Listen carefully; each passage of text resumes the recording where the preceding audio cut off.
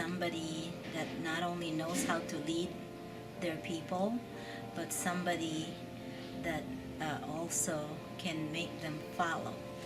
Someone who takes initiative, has faith in their employees to allow them to do their job, and communication, way to communicate and not fly off the handle. Well, I think first and foremost is compassion. And I think without that, you might as well just throw in the towel and forget everything else. And when I say compassion, I don't mean just compassion on the patient who needs us. You know, we teach that, we learn that. But to me, it's compassion, yeah, on the patient, the family, but it's compassion on my staff.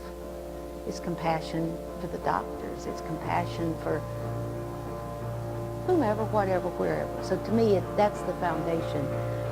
And then along with that, then to me, definition of nurse leader is understanding.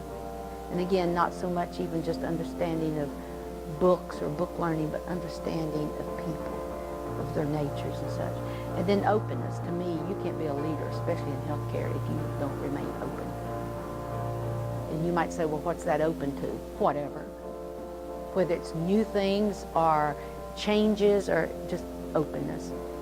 And I'm very group-oriented, group-focused. I like to think outside the box.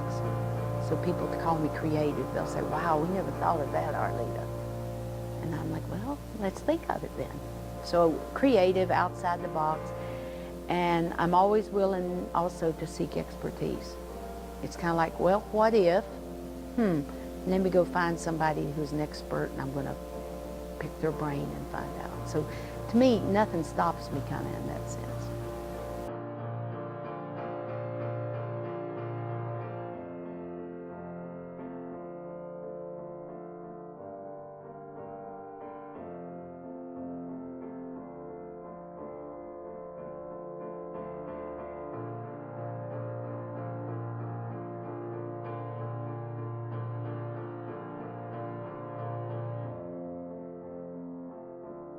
Practical, I'm realistic, and I'm always positive.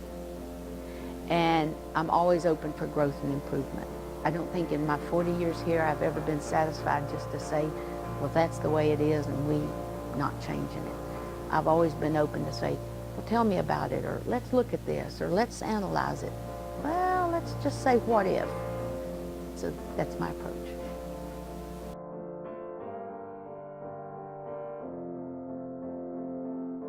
Well, I think I live what I believe, and I believe what I live.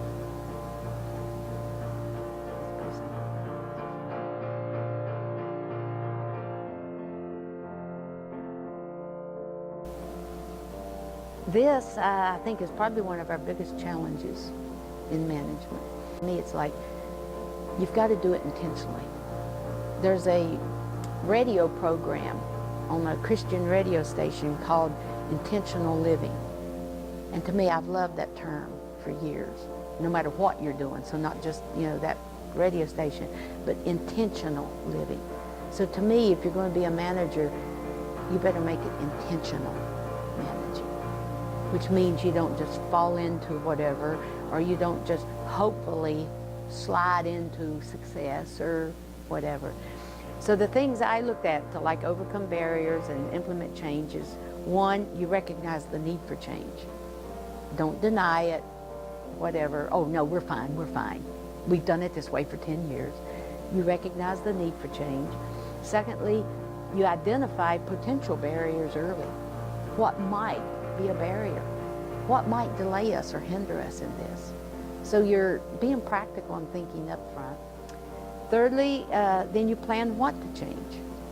Well, there's federal regulations, so we can't change that part, but this part we can change and affect how we do it. So you kind of decide what you're going to address, what parts you're going to change. And then the fourth was you plan it, you review it, and you even do an analysis before you start it. And you might say, well, how do you analyze something if you haven't done it? But you can analyze whether you are ready for it. Have I considered everything? Have I thought it through? Have I pulled in all the players? Have I considered the good and the bad? Have I, and you just keep asking that till you run out of questions. So you still analyze it even before you do it. And I depend heavily on that. And then the fifth thing I thought about was you make sure everybody knows that their input is valued and that their involvement is crucial. So it doesn't matter who it is or what little piece they play, you've got to make sure that every one of them knows Arleta needs my input. I need to give my suggestions. So you've got to make sure that everybody, and it's not just like, oh, well, I don't participate in that very often. They don't need, yeah, we do. I need you. Come here. So that. And then the last thing is then be ready to tweak, revise, change, and redo whatever you got.